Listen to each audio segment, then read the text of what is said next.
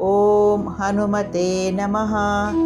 హనుమద్భుజంగ స్తోత్రము ఈరోజు 8-9 శ్లోకాలు చెప్పుకోబోతున్నాము. ఇంతవరకు 1 నుంచి 6 వరకు పూర్తి అయినాయి. దయచేసి అందరూ కూడా ఈ యొక్క హనుమద్భుజంగ స్తోత్రాన్ని విని ఆలకించండి.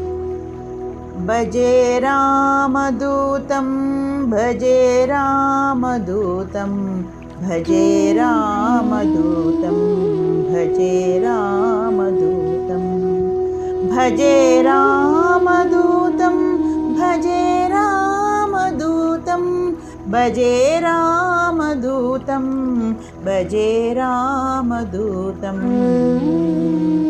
రమానాథ రామాం క్షమానాథ రామాం యశోహేతుభూతాం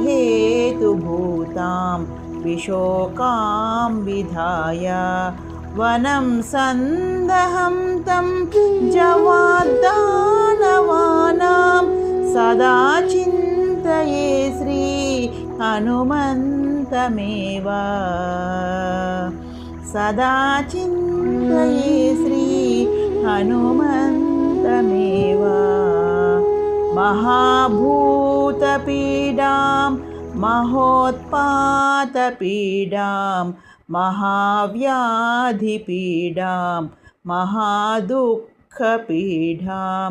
హరస్వాశ్రితాభీష్ట దానప్రదాయిన్ నమస్తే నమస్తే కపీంద్ర ప్రశస్తే నమస్తే నమస్తే కపీంద్ర ప్రశస్తే.